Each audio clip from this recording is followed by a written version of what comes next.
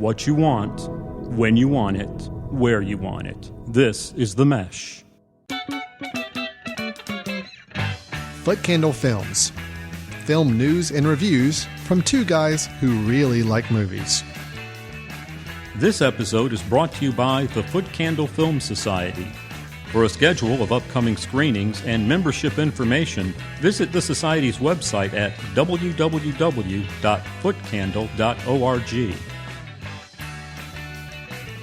Hello, everyone, and welcome to Footcandle Films here on the Mesh.tv. My name is Alan. Over here is Chris. Hello, Podcast Land. Alan, I know you have got to be relieved. Your favorite, La La Land, won for Best Picture. We're just coming off the Oscars. I know you've got to be just excited. Yeah. Why are you giving me that look? Yeah. No. I mean, did you watch the whole ceremony? No, I never watch it. But I mean, the way things were going, Emma Stone, Best Actor, it's like I go to bed. I treasure my sleep. I got to go. So you didn't read Monday the news the next morning or anything? Why? What happened? Oh, we'll talk about it a little bit later. Okay. So how about that? Fair enough. We have some interesting things to talk about with regards to the Oscars and our sympathies to La La Land, as we'll describe a little bit later in the show.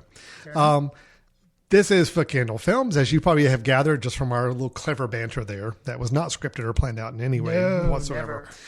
We talk about films. We talk about movies. We review films. And we also sprinkle in a little bit of movie news along the way as well. So we've been doing the show for quite a while. We've got a nice library of back episodes. So if you enjoy hearing us talk about films and want to go back and listen to any old episodes, you can certainly do that on themesh.tv. But today we're going to focus on today's episode, which is about some newer movies that we want to make sure we talk about. We have two reviews for today's show. First off is the Oscar-winning film, Manchester by the Sea, followed by another Oscar-winning film, Hacksaw Ridge. Then we'll take a break, talk about some movie news when we come back, mostly centered around the Oscars, the Academy Awards. That just took place a few days ago as of the time of recording. Wait a second. Mm-hmm. You're saying La La Land didn't win Best Picture? I am spoiling you, but yes, that is the case. La La Land did not win Best Picture. For those people who watched only the first 3 hours and 58 minutes of the Oscar telecast can tell you that. But we'll do some movie news, talk about the Oscars, our reaction to the awards. Then we're going to wrap up the show, as always, with our recommendation of the episode. Chris and I both give a film that we feel like is either one that you ought to check out, maybe one that flew under the radar. But the ideal is something that you can find online and watch at your own convenience. Chris, we got a lot to do. Are you ready to get started? Yeah, let's do it. Great. Let's jump right into our first review, which is the film Manchester by the Sea. Where are we going, to the orphanage? Shut up. Get in the car. Can't obey your orders until you unlock the door. Whatever you decide, he can always stay with us if he wants to come up weekends. Do you want to be his guardian? Well, He doesn't want to be my guardian, for Christ's sake. Got a house full. We're trying to lose some kids at this point. Hello. Hello, Lee. I just want to call and say I'm sorry. How's Patrick doing? Well, he doesn't really open up with me. Chris, Kenneth Lonergan's Manchester by the Sea follows an uncle, a man who is the uncle to obviously a nephew of his, and is asked to take care of that teenage nephew after the boy's father dies. That on itself, very simple little plot line. That's what the movie's about. It is starring Casey Affleck as said uncle, and his name is Lee Chandler. We also have starring in the film Kyle Chandler, who plays Joe Chandler, which I think is really interesting. He's playing somebody with the same last name. Yeah, kind of weird. Yeah. Kyle Chandler's playing Joe Chandler, who is the older brother who does pass away. It's not a spoiler. That's pretty much the plot line of the movie is centered around his brother's death. But then we also have a couple other people involved. We have, I'm trying to remember, the name of the person who played the nephew. Lucas Hedges. Lucas Hedges plays the nephew. Oscar nominated. Casey Affleck was nominated and won for Best Actor for this performance. And the film won Best Original Screenplay for Kenneth Lonergan, who's also the director. Chris, the overall sentiment towards this film going into it, when you heard people talk about it, people who saw it early, said it's a heavy, heavy film. Right. And of course, Mr. Affleck's performance has been talked about for probably most of the year as being one that people think is going to get some Oscar love, and it certainly did. It beat out Denzel Washington in Fences. It beat out Andrew Garfield in Hacksaw Ridge. Beat out Ryan Gosling in La La Land. Who else am I missing? There's one more it beat. I don't have. I'm my drawing a cheat blank sheet on that. me. We'll cover that later. It wasn't Jeff Bridges because he was supporting. He was supporting actor, right? Right. Don't recall. Oh, I know. Viggo Mortensen. For Captain Fantastic. Yeah. So, Chris, my question to you: it being a heavy drama film, centered around a sense of tragedy, and there's a lot more tragedy in the story than just even that simple plot line led on to. Did the film work for you? What did you take away from the film? How did you walk away feeling after watching this film? So I didn't see this film in the theater. Okay. I actually was doing, we have reviewed a lot of Oscar movies. In our last show we did. These two movies that we're doing today were kind of some of the last two. Yeah, we're a little catch up of our Oscar had to get to. films. Yeah. One day we'll be getting the screeners. I think ours are getting lost in the mail. But no, I get them all. I watch them all. I just don't you share them. pass I'm on, sorry. man? My bad. I should do that. Not cool. So I was cramming. Yeah. I believe I watched this Saturday night and I watched Hacksaw on Friday night. So these were kind of back to back. So when the credits came up on this, I felt like maybe I'd gotten the wrong movie at Redbox. The credits at the end of the film. Correct. Okay. When the credits came up at the end of the film, because surely what I just watched is not this film that has gotten several Oscar nominations at the time. Because I'd watched this on Saturday, we had not had the Oscar awards yet, so I did not know that Mr. Affleck was destined to win. We've already done our awards for 2016 as well. So my encapsulated review of this movie is I don't get it. I just don't. Chris Fry, I don't get it. I don't That's get good. it. That's I don't on get the, what's that's on so the movie great poster. about this movie. I don't get what everybody's going on and on about how. Let me just show. A lot of times people, when we record this show, just so I have like cast lists and other things in front of me, I pull up IMDb, so I have the page up. I'm going to now turn this around to Alan so he sees the page that comes up when I pull up IMDb. It has this little slug line from the Wall Street Journal, Rolling Stone, the Associated Press, Entertainment Weekly, USA Today, in big letters, a masterpiece. Man, I would never in a million years call this thing a masterpiece. To me, there was nothing really to it. Casey Affleck, not that he did a bad job, but his acting, like you talk about subdued acting and realistic portrayal. I guess so. But he just never had any moments of, I don't know, like I could tell he was awake. He just kind of mumbled through everything. I like Casey Affleck as an actor. I've seen him in other things like The Assassination of Jesse James by the coward Robert Ford. Amazing. He did a really good job in that. I think, and not that he was wrong for this role, but this just didn't really give him a lot to do. Okay. And so for that reason right there, I was shocked. Not only was he nominated, but he won. Mm-hmm. About the only thing that kept me awake in the movie was the fact that they did use flashbacks and they did have kind of some disjointed times. And that was the only device that kind of kept me awake. If they had told this story in a linear fashion from start to finish, I think I probably would have fallen asleep. I mean, there just was nothing for me to hold on to. And you mentioned something too. The build up to this movie was that, it was so good. It's a masterpiece, but also there's a lot of tragedy. It's really sad.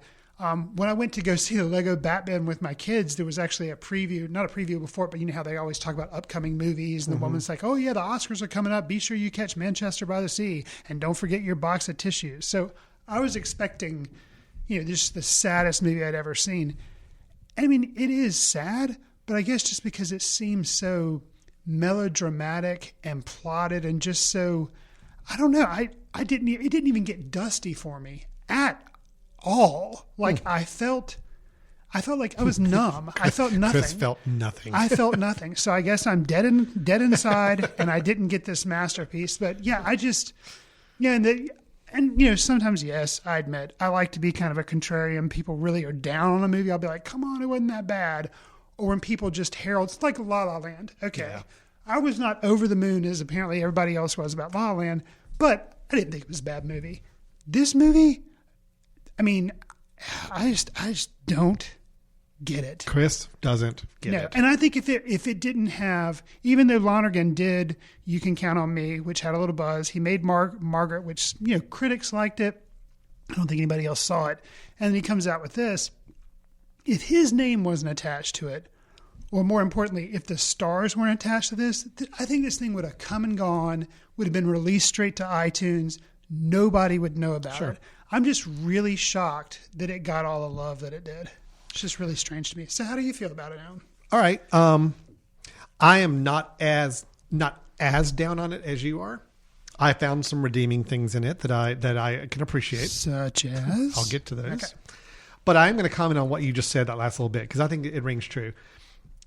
You and I, we host a film festival. We've watched a lot of independent film. Yeah. A lot of small budget production films. I've always kind of made the running joke that it seems like downer, depressing dramas seems to be the easiest thing for people to produce. You don't have special effects. So, I mean, when we get submissions for our film festival, so many of them are down, depressing drama about family members dealing with some sort of crisis or whatever. Right. This film is a high production value independent student film. Okay. It's basically what it is. I mean, there's nothing else to it about it. The story is very, see, I guess that's where I kind of come down on it too. High production value because of the director, I say because of the director and the actors, but cinematography. Well, I thought the cinematography was there, dull, really. but I think it was meant to be dull. It wasn't meant to be dull and depressing. But I mean, it was a good weather. looking film for what it was trying to show. My thing is this. Okay. I am interested in the exploration of dealing with grief. Okay. That to me is an interesting subject, especially in a situation. I'm not gonna do spoilers on this, but especially when there's a character that is being judged in a surrounding community or by other family members for something that happened, where you don't know if you can explain it away as it being a purely an accident, or if something was driving that to cause it to happen, and if it was, I think that's the crucial part. Now that you've kind of pointed that out, I think that's the crucial part for me on this film of why I didn't get it. Okay. Now, we'll dance around stuff for spoilers because there's you learn something about the main character that makes it understandable why he left this town and now he's coming back. Right. And it also makes it clear why he's very uncomfortable, especially with this arrangement of being asked to take care of his nephew. Okay. Yeah. And I really never got that. Okay. I really, I knew. See, I did. I didn't get that other people were judging him. I just thought he was, for lack of better term, I just thought he was a loser. Well, the judging part I got, it was very subtle, and it was in a couple scenes, just a couple throwaway comments. You got the sense about midway through the film that he was being judged in this town. Now, I'm saying this concept is interesting to me. This idea of a story around this is interesting to me. I'm not saying this film did a good job of telling that story. I actually think it was weak in handling that story. It could have done a lot more with it. I'm fascinated by this idea of somebody who's gone through a very traumatic situation, and all of a sudden the rest of the world is now judging this person, rightfully or wrongfully, right, for what's happened in the past. So that element of it kept me engaged in the film enough to want to follow it along. So I will give that as a like. I will say with what Casey Affleck was given to work with script-wise, I thought he did a fine job. Now, yes, it was a very subtle, very underplayed, very mumbling, quiet performance. And, again, it's the kind of performances I would see in student films and independent production films. It's almost like that seems to be the easiest path to take when acting, is be quiet and mumble, and you just make people show people that you're in trauma and you're in deep depression, all that. But I think for what he was given, I thought he did fine. And I will say, I thought in general, all the performances were fine. Were they Oscar nominated worthy? No. I didn't think any performance in this movie was. I don't think any performance, save one, was bad. Oh, yeah, I wouldn't say. I thought they were all fine for servicing the story. I will get to my dislikes in a moment. Okay. But I will say, I think overall, the exploration, the story, they were a lot more on the surface on it than I would have liked. But I thought it was a good exploration of people dealing with grief. Sure. And I do think Casey Affleck did a fine job with the role he was given.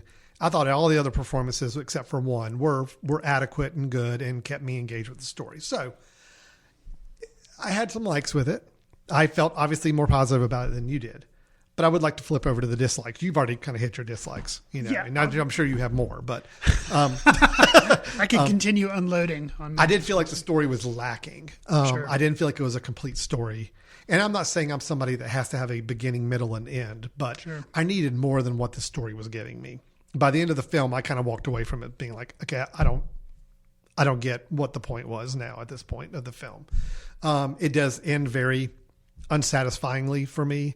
And again, I do not need this closure ending, but I needed something to tell me where this story was going. Right. And I had nothing from this.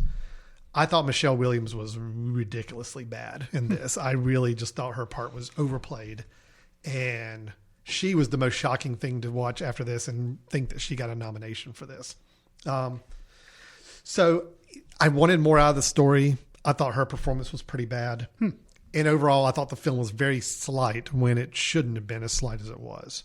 So that's, again, I thought the film was okay, but I definitely did not walk away thinking it deserved all the accolades it got. Well, and I think, we're basically on the same page, but I'm definitely lower on the film than you are. Mm-hmm. I think the film was so subtle and nuanced that it lulled me to sleep.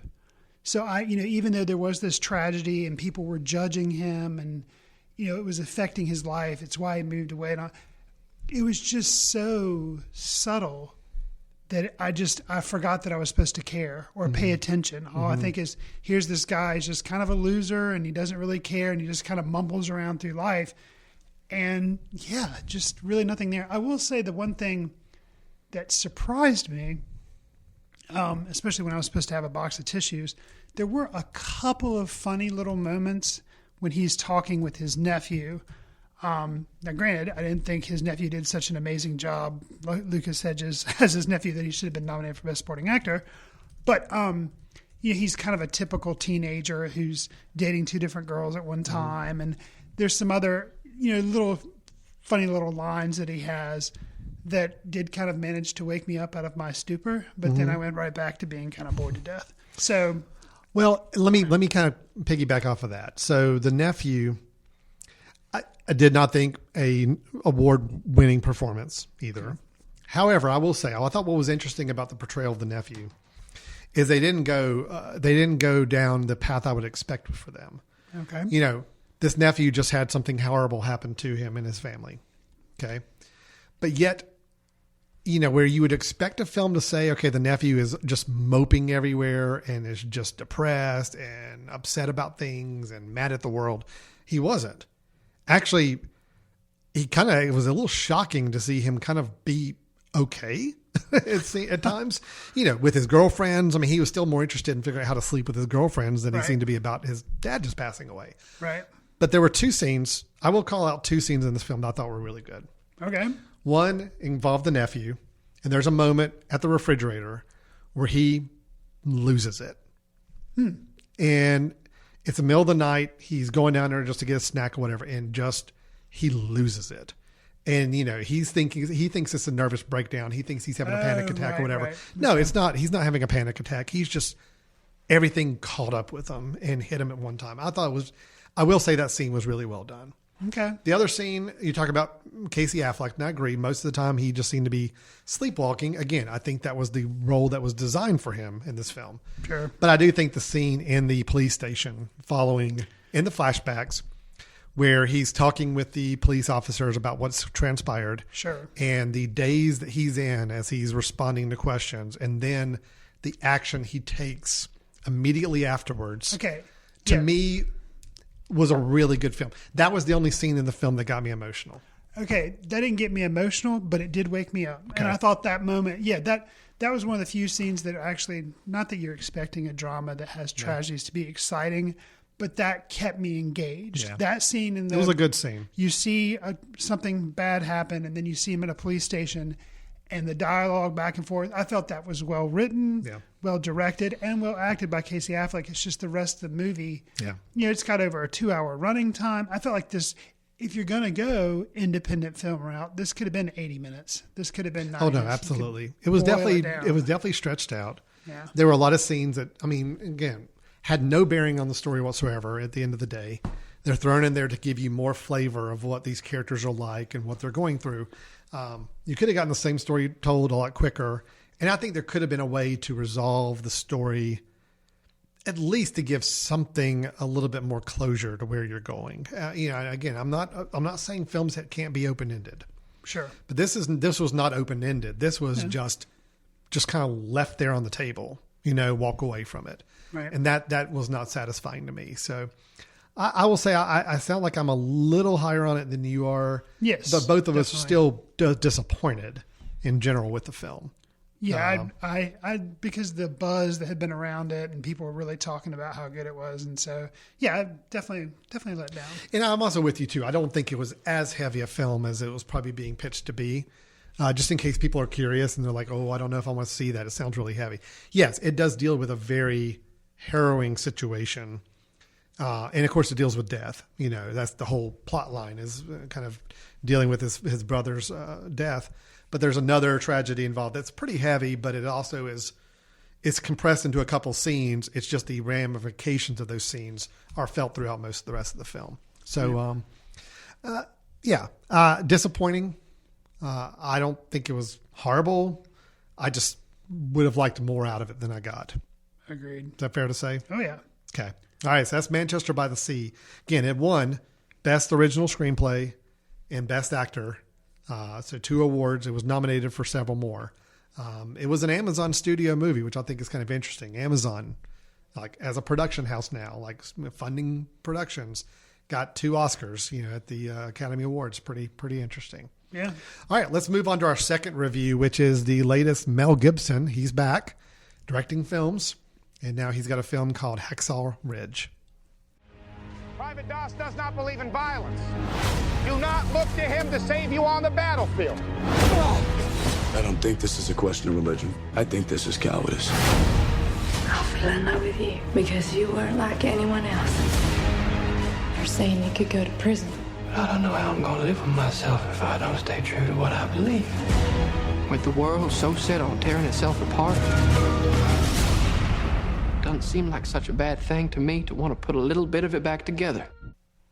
Alan, you mentioned Hacksaw Ridge was a return from Mr. Gibson, who has directed films before. He did Apocalypto, Passion of the Christ, but he's kind of been, in the background for a while. He comes back, and this film, Hacksaw Ridge, is nominated for 6 Academy Awards. It's nominated for Best Sound Editing, Film Editing, Sound Mixing, but also nominated for Best Motion Picture of the Year, Best Performance by Lead Actor for Andrew Garfield, and Mr. Gibson himself got a nod for Achievement in Directing. So we've both seen the film now. The Oscars have come and gone. It did win for Film Editing and Sound Mixing. Alan, do you feel like it should have picked up any other Oscars while at the Academy Awards? What are your thoughts on Hacksaw? No. No. Fair enough. It's fine that it won some audio technical awards because, yes, there was a lot in the making of this film. I acknowledge that. From a technical standpoint, it was a technically very well-made film. Okay. And I will say, for the record, I think the story of what's being told is an important story to tell. Sure. I think it needed a movie. I have talked before about whether or not real life people or situations would be better served by a dramatic film or by a documentary. I do feel like this is one that needed a narrative dramatic film. Okay. The story, this idea of this conscientious objector still joining the army, Desmond Doss, real person, served in the Battle of Okinawa, but all the time in World War II, refusing to kill people. And actually, and I'll get to this in a little confusingly, not even touch or hold a gun. Sure. He was a medic. That's what he wanted to go into the army to help people. And he did save a lot of people during that Battle of Okinawa. Again, the story itself, I'm so glad to have a movie made about it because I think it's an interesting story and it's a great piece of history we need to relish. That being said, I don't think Mel Gibson should have been the guy to do it. Okay. Sure. Mel Gibson in his films has a penchant towards really glorifying the violence. And he may not in this film have been wanting to glorify the violence, but that's exactly how it came across in the film to me. And I think it's a really hard line to toe to be telling a story about a conscientious objector who does not want the violence, who does not want the people hurt. But yet the film spends, I would say, out of its running time, probably a good hour of that running time, focused on the violence, the blood, the gore that happens with war.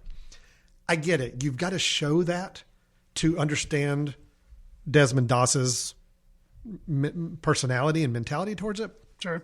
I just think it was way out of whack. I mean, for every 1 minute of seeing Desmond Doss rescuing people, we were treated to 10 minutes of just over-the-top violence and gore. I just don't understand how to wrap my head around how this is supposed to help tell this story in a way that should be told. So that's my biggest issue with the film. I think the story itself needed to be told, and I think this was a very competently directed and shot film. Right. I just feel like it's really tough for me to say this was a good movie when I feel like it's so out of balance with what it should be telling and the story the way it should be telling it that way. I've got some more notes, but I want to hear your thoughts too. I mean, just how did you walk away from this one? Well, I think we're very much on the same page with it. Yeah, I think Gibson's reputation for violence didn't do this film any favors. There's after about, it's, there again, over 2 hours, after about the hour and a half point, he basically, there's one big part of the movie or one big, he did rescue a lot of lives, but specifically at one point on Hacksaw Ridge, he rescues like 75 people or something insane. You're at the hour and a half point in the movie at that point, and you've kind of already seen a lot of violence. You understand this guy's motivations. You understand everybody else's motivations. And it seems like the last hour is nothing but people getting blown up. Yep. And it's like, and you understand showing some of that because this is a war movie, but a whole half hour of that just seems really, really repetitive. And at one point, my wife, who was watching it with me, she was like, are we going to have to see each of the 75 people that he rescued? Are we going to have to see that literally play out? Because it was literally somebody gets shot. He goes up there, rescues them, and goes up there again. And it kept happening over. And it was like, she's like, I get it. I get it. It is amazing what he did. But, from a cinematic point of view, I don't need to see that 75 times. And no, thankfully they didn't do it 75, but it felt like way too many. Well, that's even in the second battle. The first phase of the battle, he's not really rescuing a lot of people because, they're just all blindsided. Chaos is happening. It's chaos. Yeah. And it's just mass hysteria for like 20 minutes. Right. My concern with it is that, for every minute, like I said, the balance was just off. I actually honestly felt like there were like stretches of time where they completely forgot about Desmond Doss. It's like, let's just show action, violence, and carnage. Yeah. And, oh, by the way, we need to drop in a shot of him reacting to things. Right. I'm not against violence in films at all. I mean, I understand there's a need, time, a place to tell the story, and violence sometimes plays a part of that. Sure. I look at Saving Private Ryan, which is one I think gets a lot of comparisons in the situation. And I can see why. Saving Private Ryan, very violent film. Oh, yeah. But the purpose of Saving Private Ryan was to show us the horrors of war, to show us what these men went through, and to really put us in the seat of this really oppressive, just incredible situation. Right. That's not the purpose of Hacksaw Ridge. The purpose of Hacksaw Ridge is to show us someone who's rising above and doing something unexpected and taking a stance towards it. And so it just doesn't work. It just doesn't work the same as that. People can say, well, Saving Private Ryan is just all violence for the first 20, 30 minutes. I'm like, yeah, it is. But there's a reason for it, where I felt like in Hacksaw Ridge, there's not that reason. Right. And in fact, you should have scaled back on it and given us more of what this hero is really doing. Now, I will say for the rest of the film, I didn't think Andrew Garfield was very good. Well, I'm torn on that. Yeah. And here's why, because that was a point that I wanted to bring up to you. They show some footage, because I guess they want to make sure this is a real story, during the credits of some of the people that are portrayed in this movie. Desmond Doss, one of them. Mm-hmm. And that actually gave me maybe a little bit of more credit towards Andrew Garfield. But during the movie, I felt like they were, and I didn't know whether it was the script or whether it was Garfield himself, who was making the choice to turn Desmond Doss almost into a Forrest Gump type character. That's exactly what my notes say. And that really bothered me. I agree. And I think, now granted, I don't know whether it was directing or acting, but at the end, you see that this guy he was from Virginia. Yeah. You do see that he has a pretty thick accent. But still, I think the way it was played was to play into that Forrest Gump, like, oh, gee, shucks, I don't know what I'm doing. Yep. Kind of a Gomer Pyle type thing. And that really, and maybe, I guess the thoughts were, this is a very heavy film with lots of carnage and lots of blood. So we're going to use this as kind of levity in some points, but it just didn't work. It didn't work. His performance didn't work. It was jarring for me. Other than when he was trying to go for levity moments, his performance did work okay for me. There was a couple moments. I'm thinking of one moment in particular in the barracks where he is getting just to beat the crap out of him. Right. And he keeps standing back up and he keeps being defiant. And he wasn't being Forrest Gump at that moment. He was being just a very good, strong individual. And I thought those scenes were good. Right. It's when he's talking. I think you're right. I think the speaking dialect scenes, I think they just overplayed this whole, hey, I'm a Southern kid. And it's almost like, well, this is the way Southern people talk, is they have to kind of sound like Forrest Gump. And that's what we're going to play up. And it bothered me for his performance. He's a good actor. I know he's a good actor. I've seen him in some really good things. I just don't think it was a good casting choice for him. If you want to talk about casting choice, there again, I think I'm a little easier on. I know Andrew you're going Garfield. with this next casting choice too. Oh yeah, yeah. Did not work for me at all. Vince Vaughn. Yep, that's what I knew where you're going. He plays a sergeant that Doss has to report to. And, I like Vince Vaughn, okay? I think he's fine. But there again, I think he was saddled with, at first, trying to bring some levity to it, but it just doesn't work. It's like, and maybe to switch gears, if he could have just given a dramatic performance the entire time and never let off the gas and been kind of like the commander in Full Metal Jacket, who just is like a rough dude, maybe it would have worked for me more. But just Vince Vaughn, I was like, oh, this is not really working for me. And it continued not to work for me. Yeah, his role never got better, and I kept waiting for it to get better, and it never did. I just had some concerns and issues, too, with the story gaps I felt like were there, too. Okay. So we have some scenes in the beginning where we see Desmond Doss as a child, as a young boy, and we kind of get an understanding because of a situation, an event that happens, his rationale for deciding not to embrace violence. Okay. I get that. Right. I thought the scene was a little heavy-handed, the whole walking and looking at at a picture on the wall and that kind of being the moment that flipped. I thought that was really over the top, heavy-handed, but at least the scene and understanding, I got it. But then we skip right ahead. All of a sudden, Desmond Doss is a young adult. We understand through insinuation that he's basically adopted this whole "I will not kill," and I get that. I understand that the child went through something traumatic, and it kind of, in between his father and him and all this, he has just decided he is not going to go this route. And I understand that there's a scene with a gun involved in a flashback as well with his father. Right. But the rationale to say that I will never touch a gun kind of came out of left field. It was almost like, okay, we know he's a conscientious objector to the war. We know that he is not going to kill anybody. But even like during rifle practice, target practice, he's like, no, I'm not going to do it. It's like, okay, so where did this come from? To help me understand this rationale behind it, because this is an important part of the film. This is what almost gets him court-martialed. Right. It's the fact that he won't even do rifle practice, and target practice. And I'm like, okay, that just seems like, I'm sure that was in the real story, that real Desmond Doss, but you got to give me a little more understanding of why. Right. And I don't feel like I got it. So I felt like there was just a lot of logic gaps on the reason that he felt the way he did. So, because I would argue, say, well, not even for hunting. I mean, help me understand even like hunting and other things that guns could be used for. Just help me understand your logic. I just need a little bit more explanation of his upbringing or what caused him to really have these certain rules in his life.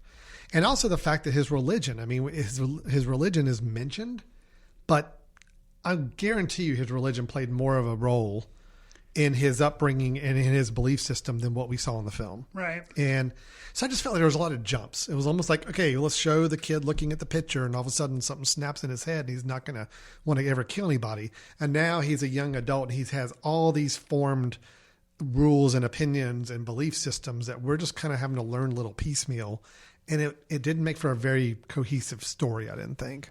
So Yeah, I would agree with you. And I think in the hands, again, I tend to think that a lot of the blame could be laid at the feet of Mel Gibson. Because I think better directed and kind of harnessing the story elements and the actors, and I think it would have. I mean, I look back to Braveheart. I think Braveheart is a really, really good film. And that was Mel Gibson. That was probably, to me, the peak of Mel Gibson's a director and he's winning awards for this. Sure. And Braveheart had some scenes of violence, and I felt like the scenes of violence that we got were very warranted. It was true to the story. It made sense for the movie. He's a good director. I just, I know the whole controversy came up with Passion of the Christ when that came out, about how many people felt like it was just so over the top violence on wanting you to feel what Christ was going through. Right. And there again, I can at least argue in that film why you would go that route. If you were Mel Gibson, you had that belief system that this is the story you want to tell. Sure. It's just, to me, it's just this whole angle that this movie is about anti-violence. The story is anti-violence, but yet you gave us one of the bloodiest, goriest movies we've had this year. Yeah. That's my complication with this film. Again, I'm glad a film was made about it, because I think this is the kind of story people need to hear about. Sure. I mean, I was really excited the next day to tell my kids about the story, because I think the story is fascinating. Sure. But I would never want them to watch this movie. So it's just, that's where I am with it. Okay. It's tough because I wanted to like this film. This film needed to be liked, and I can't find it in my heart to say I did. So yeah, same way. We go into most movies wanting to like them because you try to take the positive. It's a lot more slant. fun to walk out of a movie you enjoyed than one you don't enjoy. Exactly. So, yeah. And with this one, I remember it coming out, and seeing it was a war movie and seeing Mr. Gibson's name attached to it, I thought, even though it was based on a true story, but I just felt like, I don't think that's gonna work for me. But when it was nominated for 6 different Oscars, especially the big ones, directing, Best Picture, Best Actor, I was like, okay, clearly I need to give this thing a chance. And I was disappointed because I thought it would be a better film. Yeah. So. Well, that's Hacksaw Ridge. So unfortunately, Chris and I are both kind of down on both of the films we just reviewed so far in the show. Both Oscar-winning films. Although I will say, I guess on the flip side, they also didn't win the big awards. Sure. They didn't win Best Picture. They didn't win Best Director, either of them. So, it's a mixed bag as far as how they perform. But the fact that they got nominated for as much as they did, I think I'm a little surprised in both films, personally. Sure. So that is Manchester by the Sea and Hacksaw Ridge. I think both of them are available now on rental, iTunes, Amazon, anywhere you go. You can basically find them anywhere now if you're interested in seeing them. Final word on both the films, Alan. Yeah. If you had to choose to recommend one of these movies to somebody, which one would you say you liked better? Which one would you recommend? Okay, well, recommending, it would depend on who I'm recommending to. Nope, you can't do that. I can't do that. You just got to say if I had to say, basically, if you waved a wand and one of these movies disappeared and was never made, and the other one... I'd say Hacksaw Ridge would be the one I'd recommend, only because I think the story is important to tell. Okay, yeah, I guess I agree. Basically, that was my way of saying which movie, we're both down on them, but I liked Hacksaw Ridge better than Manchester. I liked Hacksaw Ridge... It's tough for me to say. Really? I can't judge them one over another. Sure. I mean, they're different. I'm just saying, if I had to choose one film that I could only see or preserve in film history, I think that because Hacksaw Ridge is telling an important story, even though I have real issues with the way it was told. Understood. It's more important to me. You can not see Manchester by the Sea, and I don't think your life is any more or less enriched by that. Hacksaw Ridge, I do think there's something interesting and story-wise there that's worth telling. So... Okay. I'll say Hacksaw Ridge is a little. I can't do it. I can't give a choice. Has more going for it. Okay. I'll leave it at that. Okay. Both films left me disappointed. Sure. So yeah. Okay, we're going to take a quick break. We've done our 2 reviews. When we come back, we're going to do some movie news, mainly talking about the Oscars, and then we'll end up the show with our recommendation of the episode. You're listening to Footcandle Films here on themesh.tv, and we'll be right back. We'll get back to your show in a moment. Just a reminder, you're listening to The Mesh. an online media network of shows and programs ranging from business to arts, sports to entertainment, music to community. All programs are available on the website as well as through iTunes and YouTube. Find out more at themesh.tv and give us feedback on what you like. And now, as promised, back to your show. Welcome back to Footcandle Films here on themesh.tv. Again, my name is Alan and Chris is here with me. We just finished our reviews earlier in the show of Hacksaw Ridge and Manchester by the Sea. So now we're going to turn our attention to a little more news discussion. This is the part of the show where we either pick out some news items of interest to one of us and we discuss it between the two of us here. We are going to dig deep into Oscars here in just a moment, along with another news item we have to share. But before we do, just a quick reminder to everybody listening. This is Footcandle Films. This is a podcast. And for those of you who hear the word podcast and don't think you understand what that means, don't worry, it's all good. Podcast is simply a audio or video program that is produced on a regular basis, kind of like a TV show.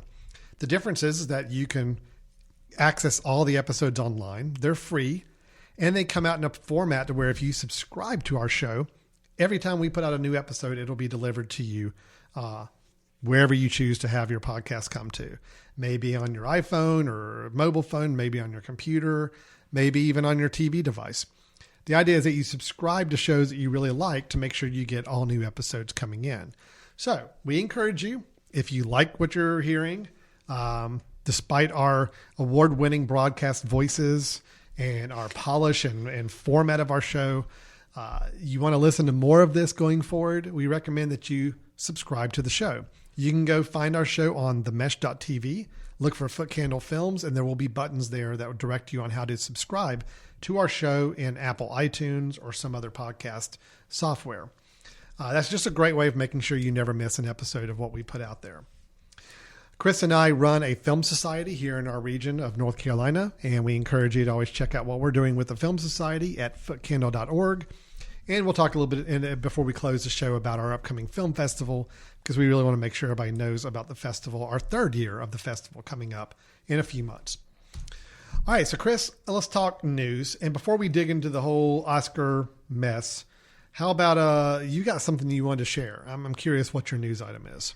Well, we're going to delve into the Oscars, which, for the most part, you talk about high-minded, big Oscar-worthy pieces, so it's more the serious films, more serious dramatic films. Well, coming out in 2017, I've talked about it before, movie I'm very much looking forward to is Alien Covenant by one Mr. Ridley Scott. I really like that, really like those movies.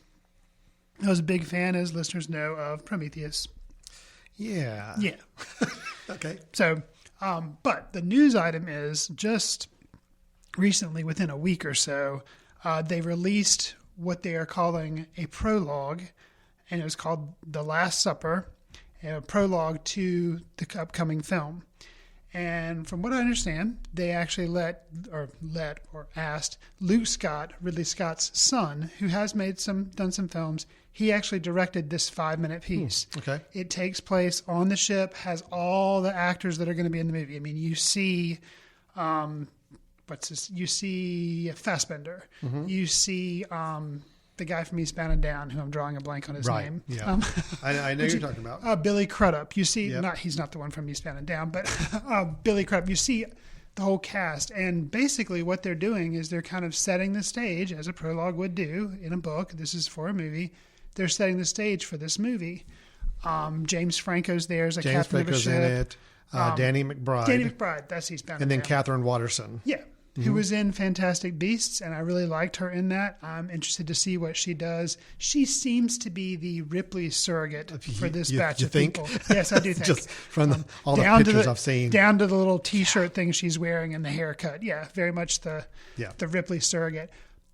And hearing me say that, you would think that's a backhanded compliment. That's a slap.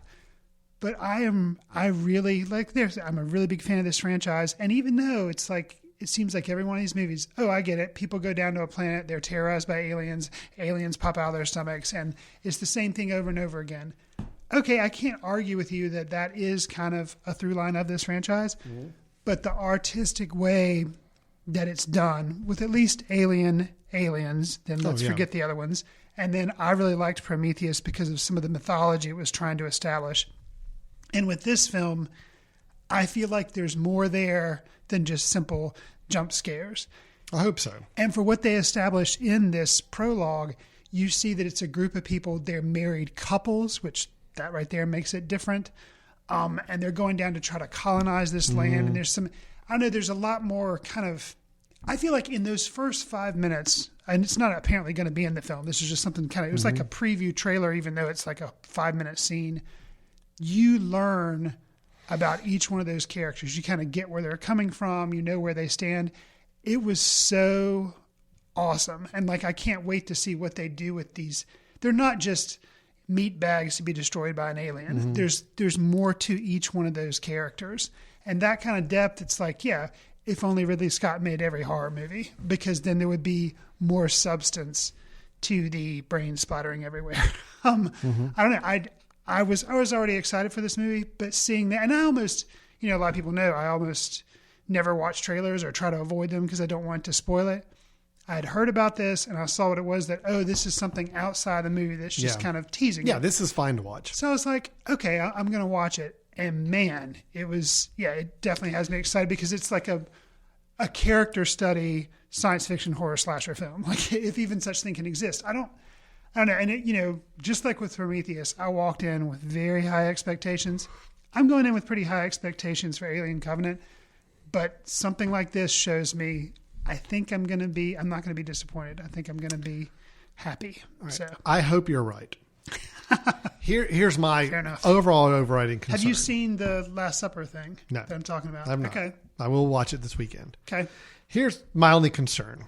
So Ridley Scott went out and did Prometheus. Yes. Which I feel like had some flaws, but I definitely admire what he was trying to do. Okay. Add a greater sense of mythology to this whole, the alien race, the planets, it got pretty deep. It is a very deep movie. Thanks in part to probably Damon Lindelof and the whole lost mythology guy coming So I liked what they were trying to do. I just Sure. felt like the film was flawed in some of its execution of it. Here's my concern. So the response to Prometheus was fairly lukewarm, overall in general. A lot of people just either didn't feel like it was really on the right path and felt like it was not what they were wanting from an Alien prequel and so on. I hope that what I'm seeing so far with Alien Covenant is not just a Ridley Scott saying, well, I need to give him an Alien movie. I'm hopeful of that because my first concern was, the fact that they put Alien back in the title. So I don't know what this film was going to be called originally, but the fact that they're now saying it's Alien: Covenant makes me a little worried.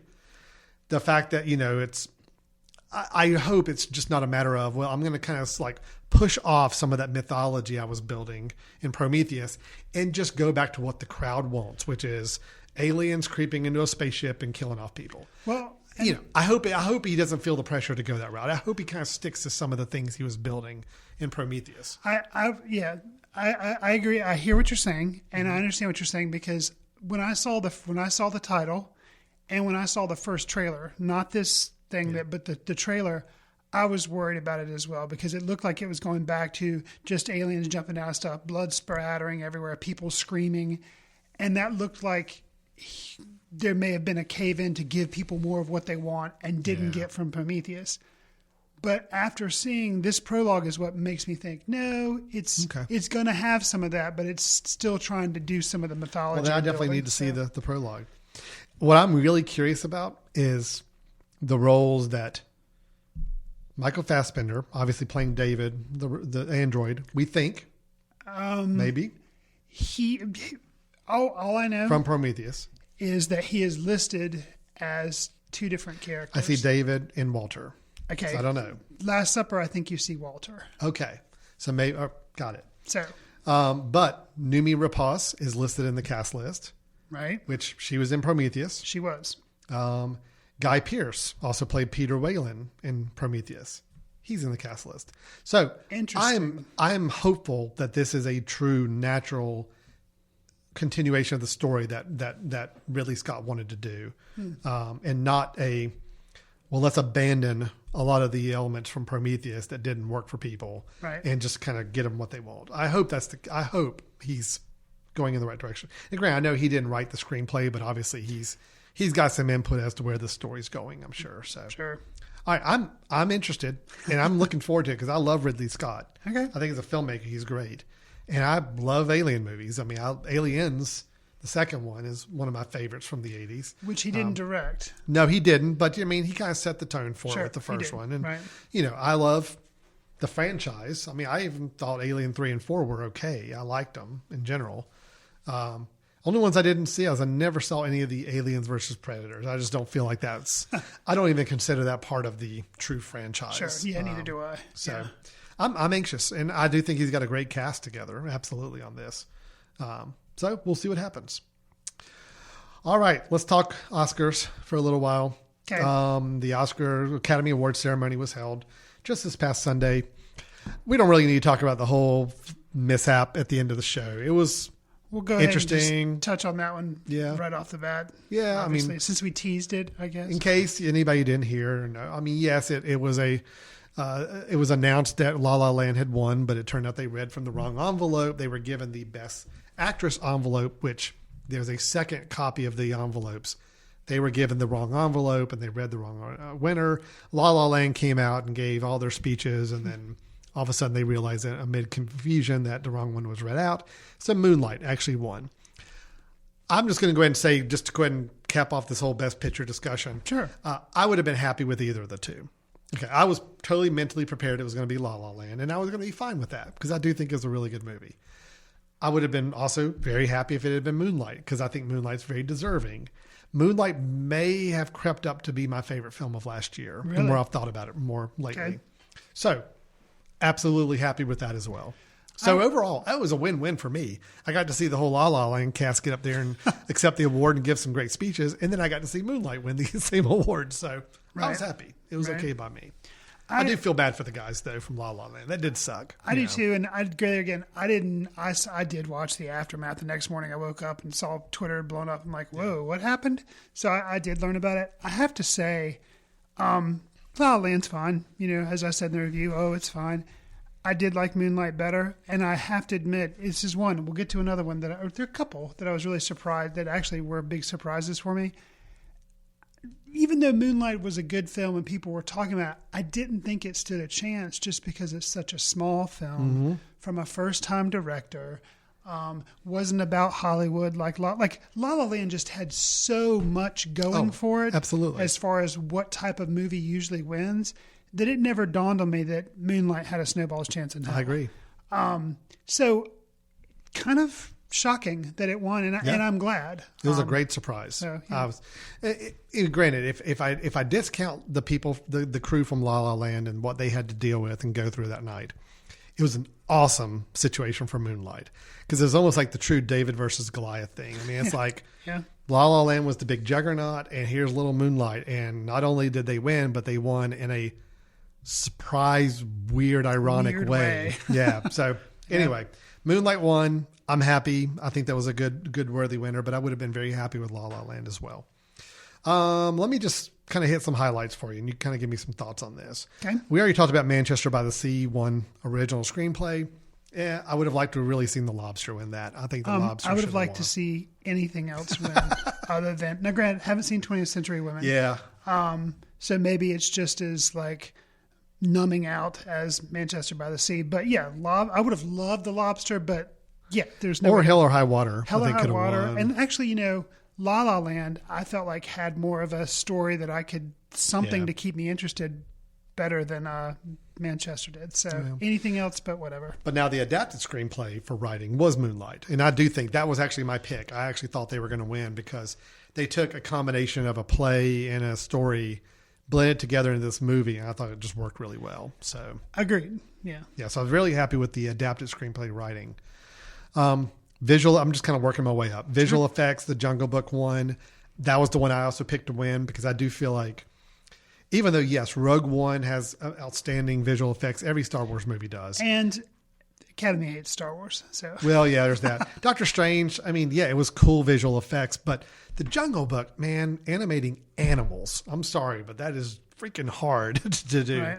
And I saw that movie not too long ago and was really impressed with how visually stunning that film was. So I'm happy to see that one win. Sound mixing was Hacksaw Ridge. I guess that's fine. I have a bad ear for sound, so I can never really tell what's good sound editing or mixing. So Sure. Arrival actually did get an Oscar for sound editing. Sure. It got something. Got something. I'm on record as really liking Arrival, so I was happy I got something. Yeah. So short film, I did not see any of the short film live action, so Sing was the winner. I could not tell you if that was warranted or not. Short film animated was Piper, which was the Pixar film. So Pixar short film. And I had seen that one and one other one on that list, Borrowed Time. Yeah. And because I'd seen both of them, I actually picked Borrowed Time, but I was wrong. So. Yeah. Production design was La La Land, which I thought was the right winner for that. I think actually La La Land, Hail Caesar, and Fantastic Beasts all are really strong contenders in that category. And because I knew it probably wasn't going to win anything, you can do Hail Caesar. I hoped that Hail Caesar, but it didn't. Realistically speaking, no, La La Land, no. Yeah, it deserves it. Yeah. Music, original song. We've all kind of predicted that it was going to be City of Stars from La La Land. I was fine with any of them. And actually, you know what? The thing is, we kind of joked, I think the last time when we talked about the nominees, that we didn't know anything about the empty chair from the James Foley story. Actually, funny story. So Sting, who I like. Who doesn't know anything about the movie either. Yeah, he really? wrote the song that night. Amazing. I like Sting. I've listened to his latest album. It's not that good. But it has one song on it that I really liked, which was called The Empty Chair. So I've been playing this song off his album, and I didn't even make the connection that this was the same song that was nominated for Best Original Song. So when I saw him play it on the Oscars, I'm like, wait a minute. I know this song, and it's a good song. It didn't deserve to win Best Original Song, but it was a pretty good song. So City of Stars, I think that was kind of the ones everybody expected to win. It's a fine song. I don't think it's a great song. I actually thought it would have been really funny if Justin Timberlake had won, because that's a fun song from Trolls, but so be it. Music, original score was La La Land. I felt like that was pretty expected as well. Would have been cool if Moonlight or Jackie had snuck in, but didn't expect it. Jackie would have been really a great win to see, but I didn't expect that to happen. Makeup and hairstyling was Suicide Squad. Sure. I mean, you and I both were not big on that movie. Nope. I think we both were equally down on it. But I mean, the makeup was and okay. hairstyle, That's fine. It's something you kind of I expect. mean, really, I didn't think the choices were really that inspired. I mean, it's either that or Star Trek Beyond, or A Man Called Ove, which I like A Man Called Ove. Yeah, but well done. It was good makeup, but it's not going to win an award. I don't think over a big special effects blockbuster. Agreed. Foreign language film was The Salesman. I kind of expected that. I didn't. You really thought it was going to be Tony Erdmann, I right? really thought it was going to be Tony Erdmann just because they already talked about doing a remake, and there was. I just think Tony Erdmann's Erdmann's press from Cannes, and it was really. I think Tony Erdmann's got more comedy in it, and where The Salesman is a very serious subject. True. So I think that's probably going to cause it to eke out a little bit the winner there. I think, had my wiser self prevailed, seeing Oscar worthy versus comedy, probably would have thought better and gone Salesman. But. Film editing was Hacksaw Ridge, which that's fine. I mean, it was a technically well made film, like I said in the review. So sure, that works. The White Helmets won for documentary short subject, which is a Netflix distributed short film, so you can watch it on Netflix now. Okay, so let's. This is one of the things that kind of a big surprise to me, and we'll have some more that come up, but. Yeah, White Helmets is on Netflix, as is Extremis. So both are Extremis. Both of those are on Netflix streaming. Mm-hmm. So, interesting that they won, and also what that says about distribution and Netflix. Sure. They have had nominated shorts on there before. They had a nominated feature, or not nominated feature, but they were trying to do an Oscar feature before. But this is kind of you mentioned Amazon with Manchester in our review of it. Okay, now Netflix has an Oscar winning for Best Documentary Short in White Helmet. So it's okay, they've had stuff nominated before, but now they have winners. Absolutely. I think it's great. I was amazed by that. I'm all for it. Yeah. All for it. Documentary feature. This one surprised me. It was OJ Made in America. And the reason it surprised me is not because of the quality of the documentary, because I know it's a good documentary. It was the format. It's the fact that it's a 6 or 7 hour film that was distributed as episodes of a series. That's where I think I mentioned this in a previous episode. I think this is where things get really interesting, because now you're redefining what is a movie. Yeah. What is a film that could be one in this kind of environment? Because I could argue, does that mean I can take the Luke Cage Netflix series in 13 hours and it does tell one continuous story through 13 hours? If I stitch it together into one movie, is that now a movie that can be submitted for award consideration?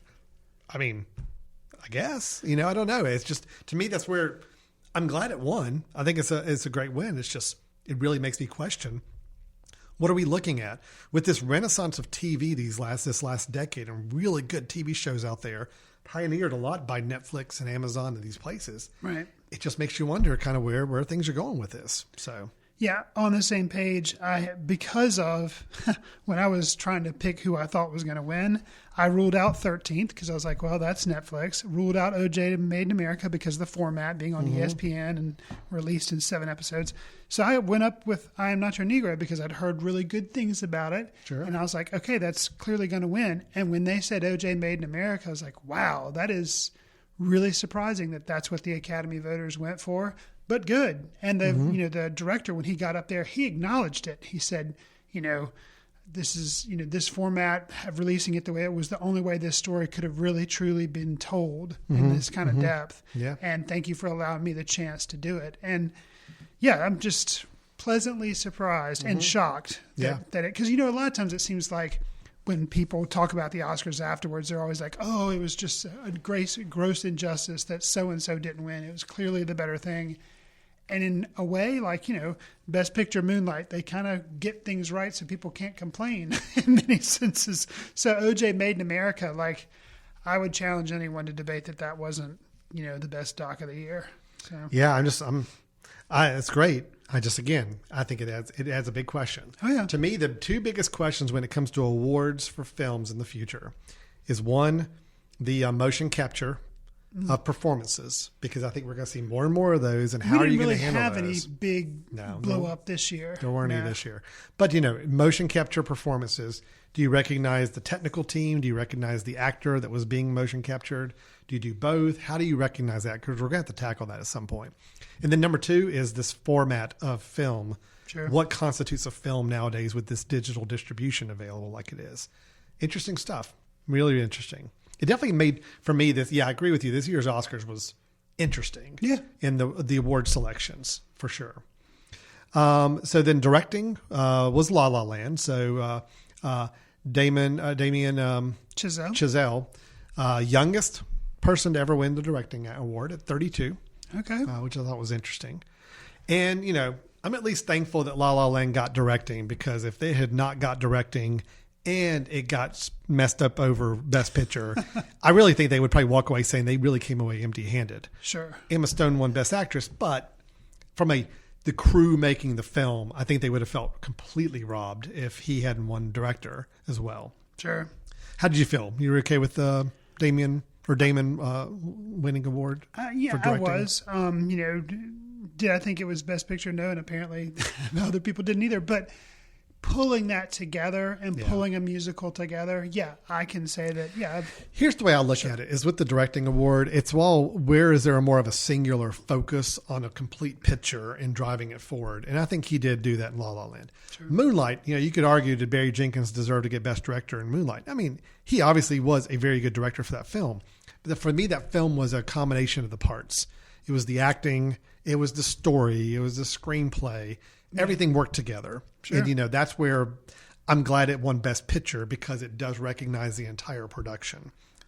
Directing, I do think La La Land was pretty much Chazelle's, that was his focus. Like, I know what I want to make out of this film. Right. And I pull all the pieces together to make it happen, but it's going to be my vision of this film. Costume design was Fantastic Beasts and Where to Find Them. Sure. Sure. Okay.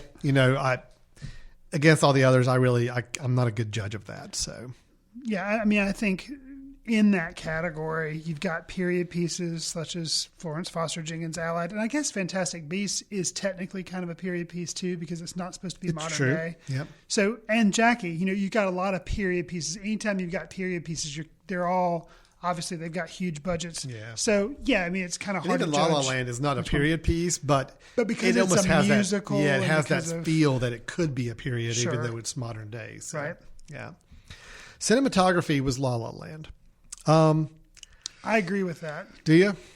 Yeah, the only one that I would maybe.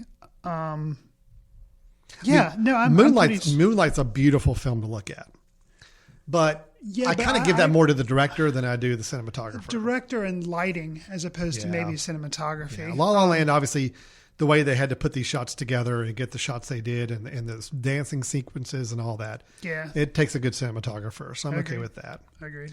Animated feature film was Zootopia. My mind with this one was blown. I'm really surprised about that. Because I figured if there was a spoiler, it was Kubo and the Two Strings. Yeah.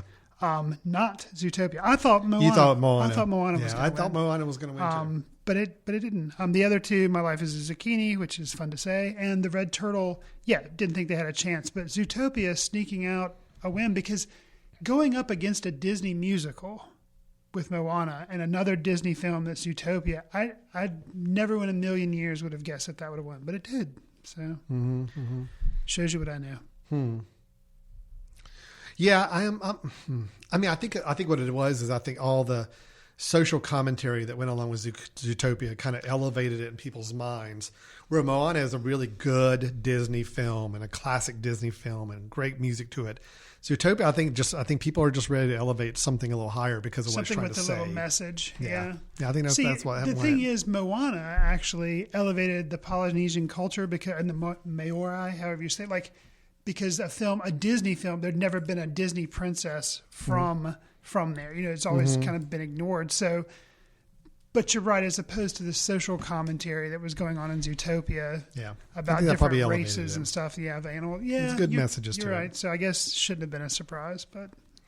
All right, so let's get to the acting and best picture. Well, best picture we've already talked about, but actress in a supporting role was Viola Davis for Fences.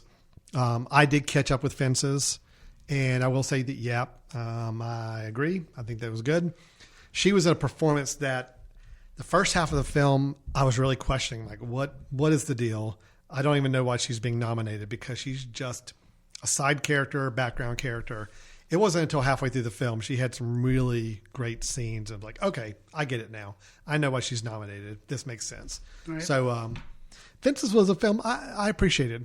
I mean, I know you talked about it in the review, your side review last episode, and commenting about how it really was just putting a play on screen. And for the first half of the film, that's really what I thought all it was. I was actually pretty frustrated with the first half. Sure. Because it just seemed like, okay, we're outside in the backyard having a conversation. Now we're going to go walk inside. Oh, but we need to have another conversation. So let's come back outside again to our main stage to do it.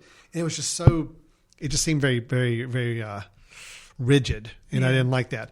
By the second half of the film, I think it opened up more. I think the performances opened up more, and I did enjoy it and respect it a little bit more by the end. So I'm glad it didn't win Best Picture because I didn't think it deserved Best Picture, but I'm okay with it being in the running for Best Picture after seeing it.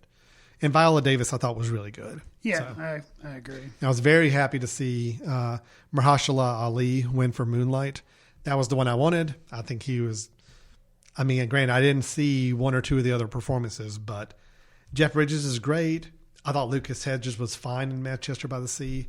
But man, Mahershala, it was just that whole first third of the film was so great. Yeah, so good. He walked away with it, and he should have. Absolutely. That was great. That was a nice way to start off the ceremony. And then actress in a leading role, Emma Stone. After seeing Jackie, I really wanted Natalie Portman to win it because I really thought Natalie Portman was great in that film. Emma Stone does make La La Land work. I will give her that. I don't think it was Ryan Gosling that made it work. I think Emma Stone carried the film. I think her voice, her personality, everything she gave on the film made it work. So I'm okay with her winning, but I really thought Natalie Portman put in a better performance though.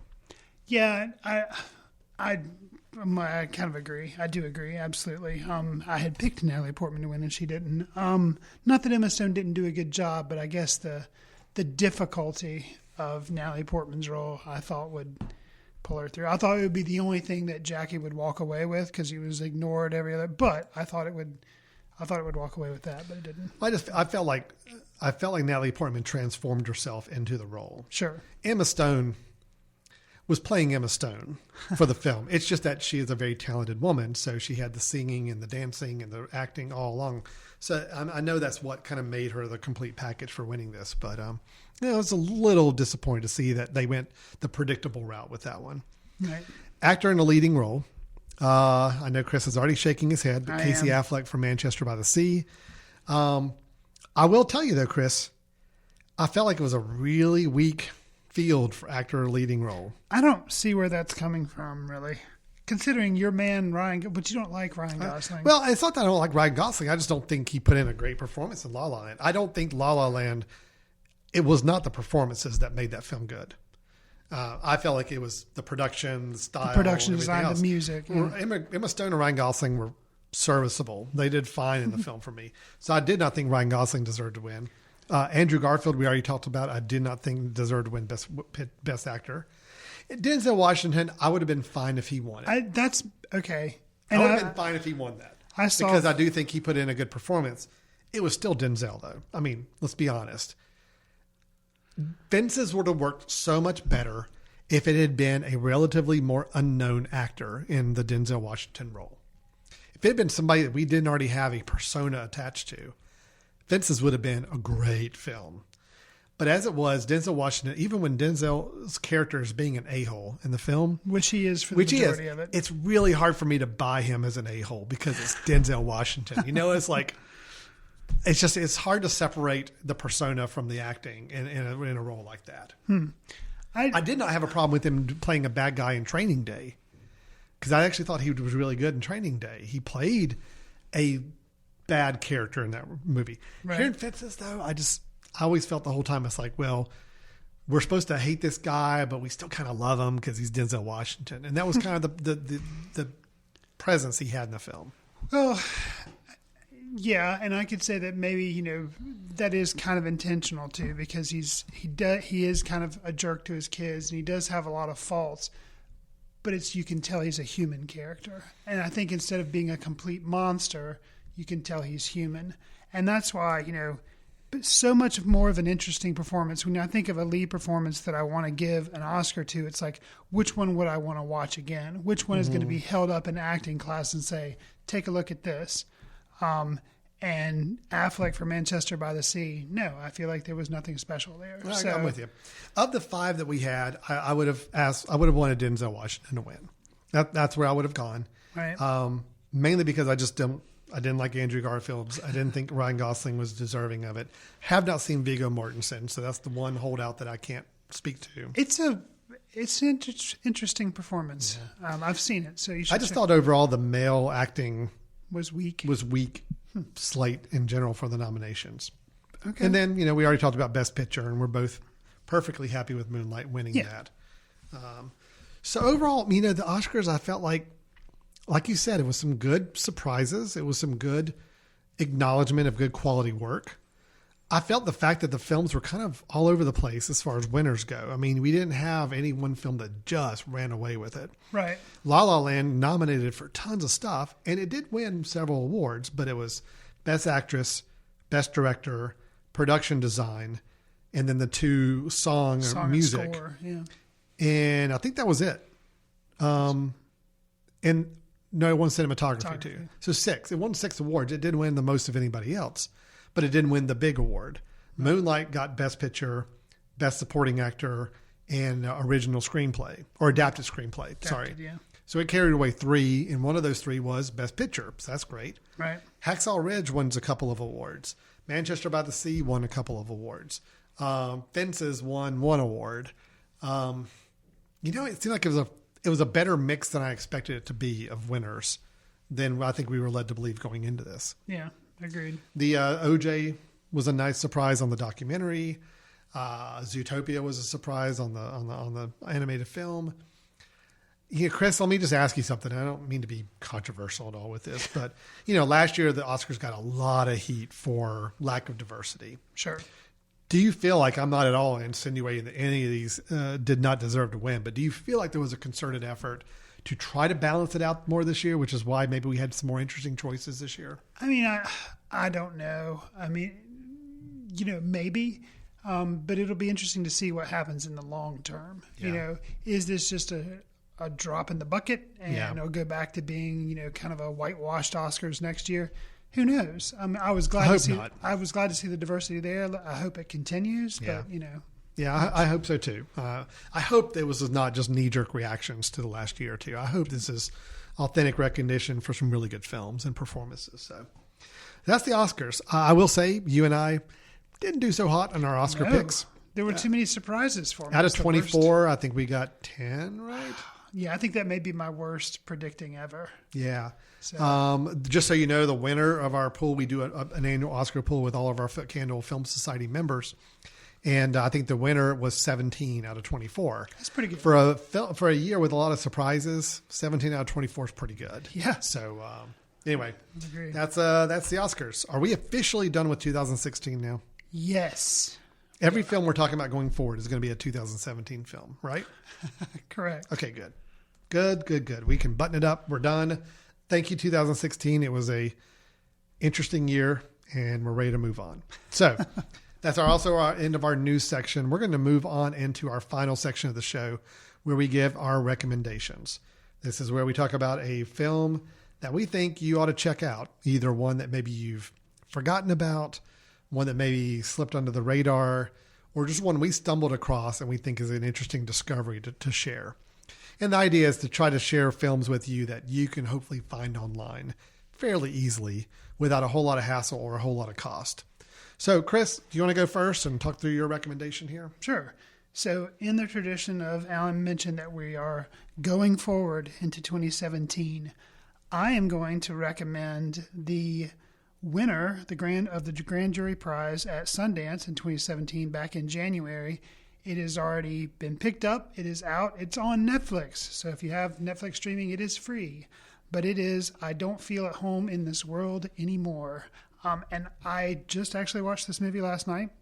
And so it came out, turnaround was, most of the time you hear about things on Sundance. Yeah. You got to wait a while. And then, it's like, spring or late fall. A lot of times if they're Oscar worthy, this was released within a month. Mm-hmm. So really crazy, kind of feeds into that whole distribution thing you and I were talking about. But the film itself is the first film that's directed by Macon Blair. And Macon Blair was the guy who was the lead actor in Blue Ruin, which we talked about on the show.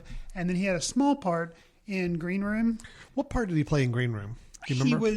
He was kind of Patrick Stewart, who plays the main skinhead mean dude. He was kind of like a lackey. Oh, okay. So he was one of the guys at the club there. Right. So, yeah. Kind of a soft-spoken, one of the lackeys at the club.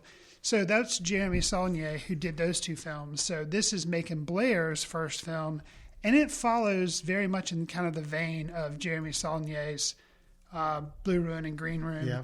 With the exception of this film is a lot funnier. It has a lot of funny things in it. But it does. Well, I mean, Green Room was a riot. Come on. Well, Blue Ruin. I know, I'm joking. Has some humor in it. Yeah. But it's kind of dark humor. The humor in this movie, a lot of it is very dark as well. Yeah. And there is some pretty brutal graphic violence. Not as bad as Green Room. Okay. But you can tell Macon Blair, obviously, some of that Jeremy Saulnier stuff probably rubbed off on him a little as far as interest-wise and what he decided to...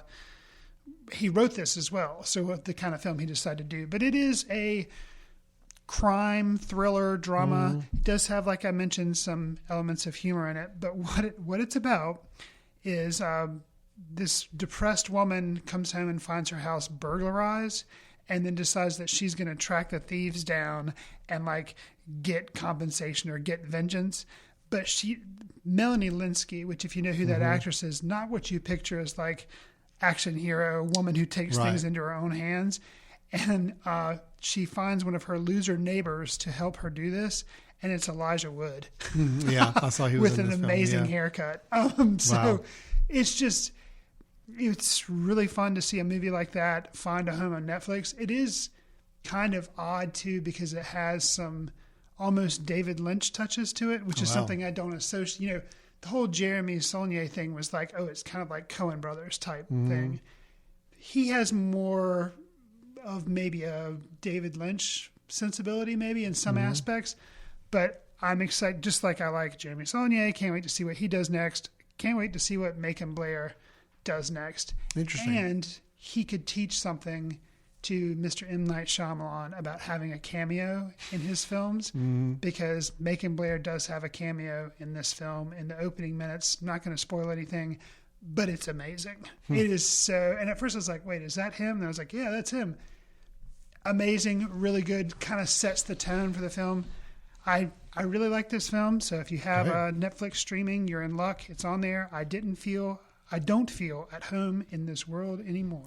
I don't feel at home in this world anymore. It's a really, if you have Netflix and you go on, they're pushing it like crazy because they're really proud of the fact. Well, you're right. It was really quick to have a Sundance shown film, kind of pushed to Netflix that quickly. Again, speaking to our bigger conversation earlier about distribution and how that's changing things, really makes it interesting. That's great. I definitely have to check that out.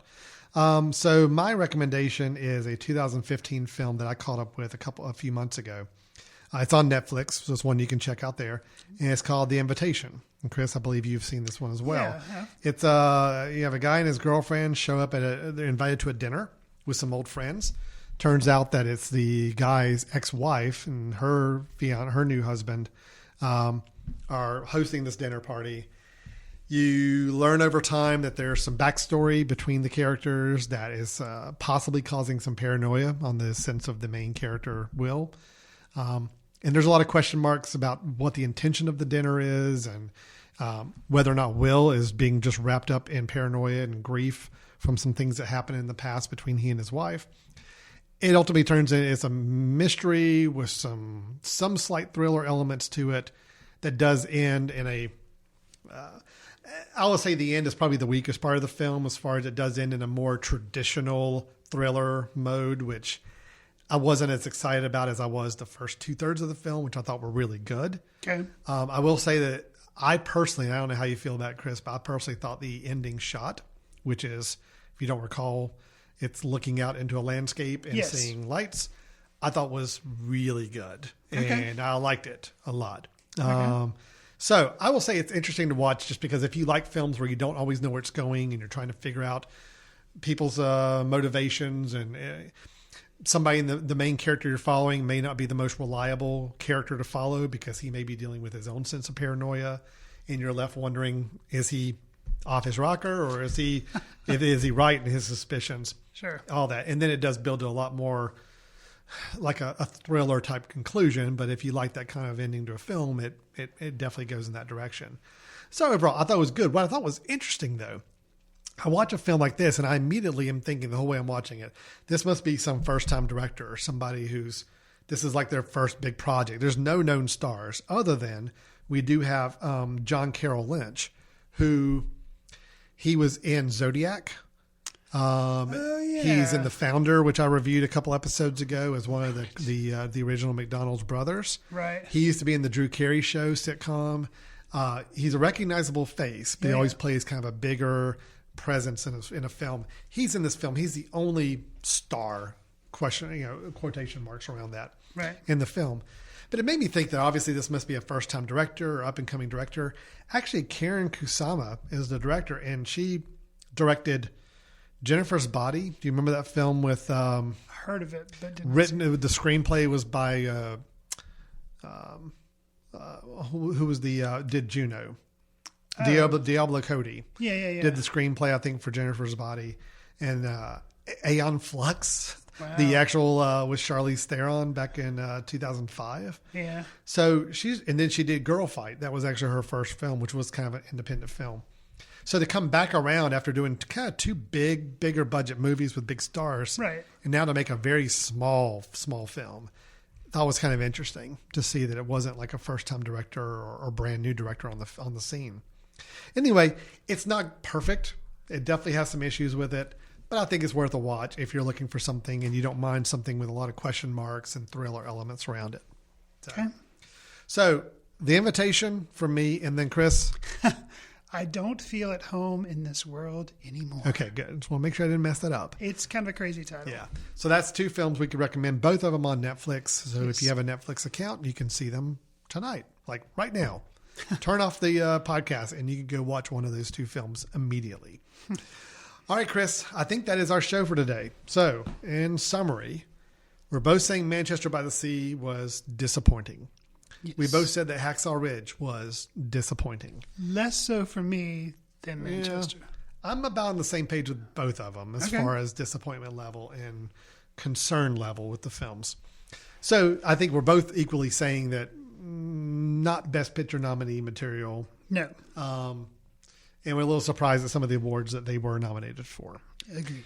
But then we got into our news, and Chris told us all about a news item regarding Alien Covenant, and you can see the short film, The Last Supper. Yeah, prologue, Last Supper. Yeah, 5 minutes. It takes place before the movie. Is something you can see now, and it does not count as a trailer because if the footage from that is not in the full movie, then you are not disrupting your experience in any way. You're just whetting your appetite with a prologue story. That's perfectly fine. You can stand by your whole no trailer motif and still watch that short film. And then we talked about the Oscars and the winners there, and then our recommendations here. So, Chris, if someone has listened to the last hour of this and just really has something important to say to us, how should they go about doing so?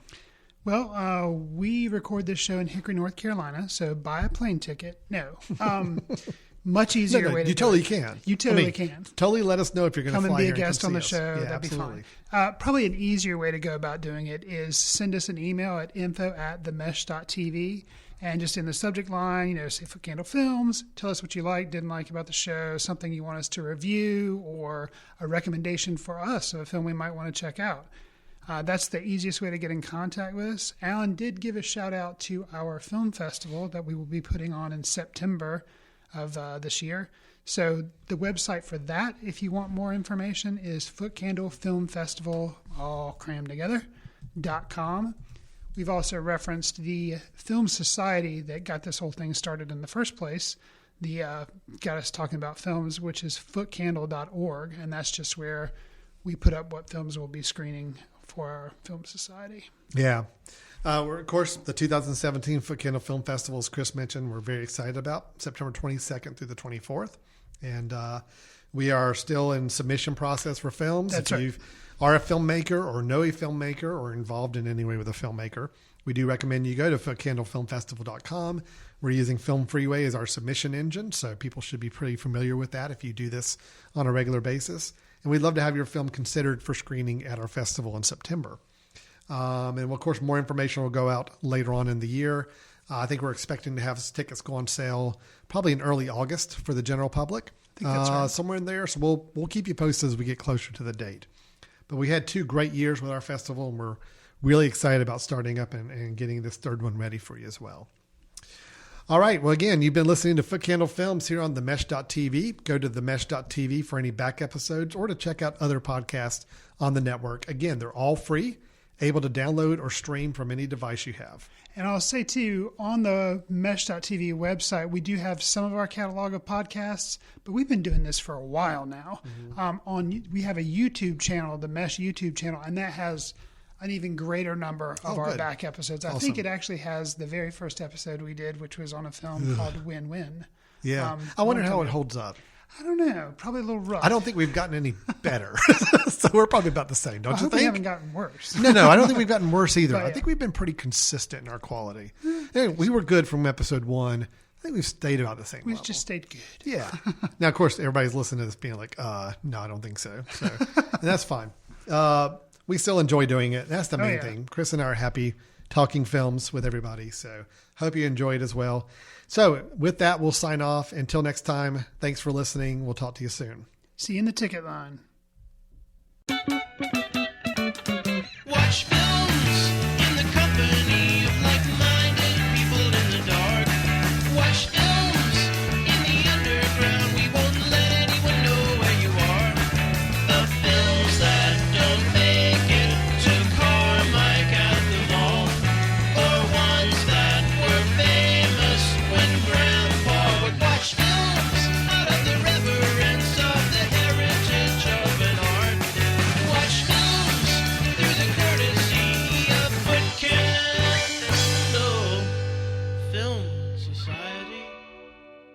special thanks to Carpal Tuller for the show theme music.